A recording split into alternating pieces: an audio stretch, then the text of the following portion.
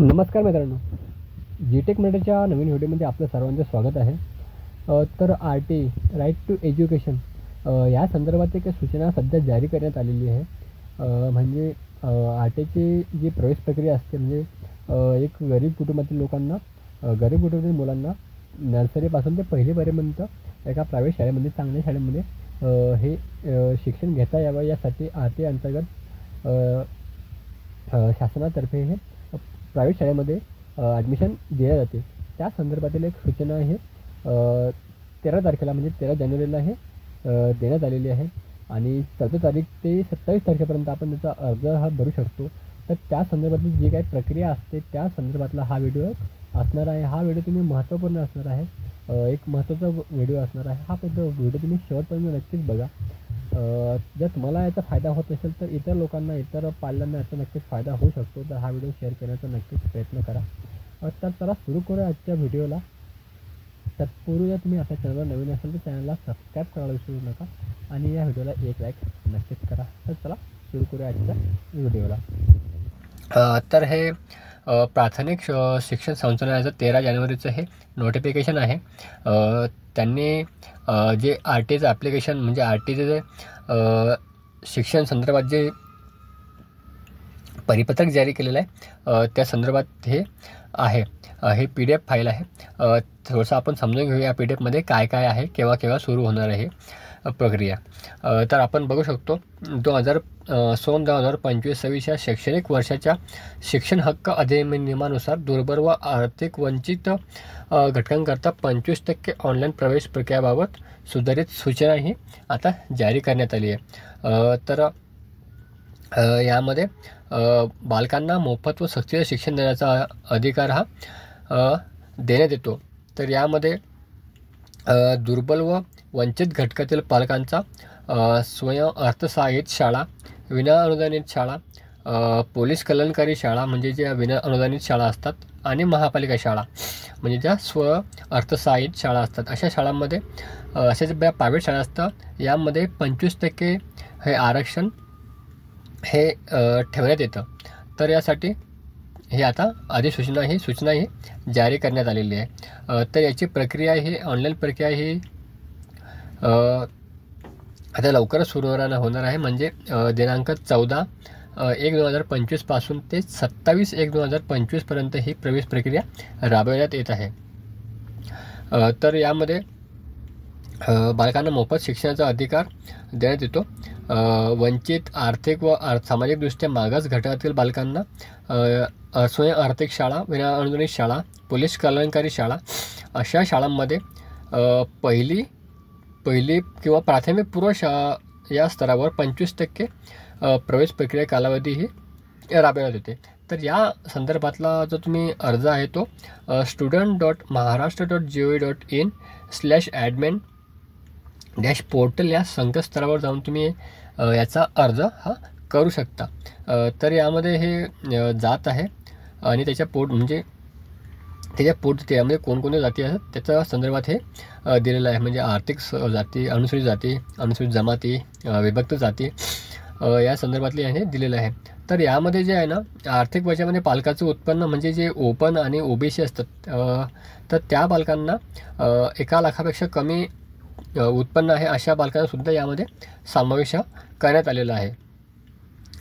तर या 25% प्रवेश प्रक्रियेकरता पालकांनी आपण जेव्हा अर्ज भरतो तेव्हा त्याच्या सर्कलमध्ये आय थिंक 1 ते 3 किलोमीटर सर्कल असतं.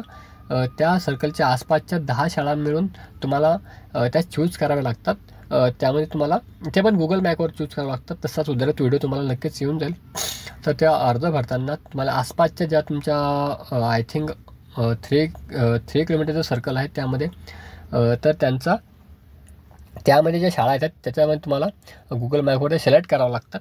तर पालकांनी यामध्ये लोकेशन बरोबर अचूक हे टिपणं त्या बलून जे सर्कल असतं आपलं फॉर्म भरताना जो त्यामध्ये बलून येतो एक, तो बलून त्या सर्कलला बरोबर देणं बरोबर आहे. कारण तुमचं लोकेशन चुकलं तर कदाचित तुमचा हा अर्ज बाद होऊ शकतो. तर हे काळजीपूर्वक अर्ज भरवा. आणि आता हा अर्ज जवळपास 14 तारखेपासून सुरू होतो म्हणजे आजपासून सुरू होतं आहे. तर कदाचित तांत्रिक अडचण, सर्व्हर डाऊन किंवा हँग होणं अशा अडचणी येऊ शकतात. कारण एकाच वेळी जर बरेचसे लोक फॉर्म भरत असेल, कदाचित पोर्टलवर लोड येऊन सर्व्हर डाऊन किंवा अशा प्रकारच्या समस्या उद्भवू शकतात. तो शक्यतो लवकर अर्ज भरण्याचा प्रयत्न करा. म्हणजे इन केसमध्ये काही जर प्रॉब्लेम आला तर तुमच्या हातामध्ये पुढचे दिवस हे असू शकतात. तो शक्यतो लवकर फॉर्म भरण्याचा प्रयत्न करा. ह्या गोष्टीमध्ये सर्व आपण जे डॉक्युमेंट जमा करतो ते डॉक्युमेंट शक्यतो अपलोड करू नका. तशी काही प्रक्रियाच नाही आहे, तुम्ही अपलोड करू नका. जेव्हा तुमचं ॲडमिशन होईल तेव्हा त्या शाळेमध्ये हे डॉक्युमेंट तुम्हाला सबमिट करावं लागतं, दाखवावे लागतात. तर अपलोड करू नका शक्यतो, तशी काहीची प्रक्रिया नाही आहे. आता या सर्व गोष्टींमध्ये जर तुम्हाला अर्ज करायचा असेल तर कोणकोणते डॉक्युमेंट तुमच्याकडे असणं गरजेचं आहे, कोणकोणते पुरावे तुमच्याकडे असणं गरजेचं आहे ते आपण बघूया. तर पहिली गोष्ट म्हणजे निवासी पुरावा.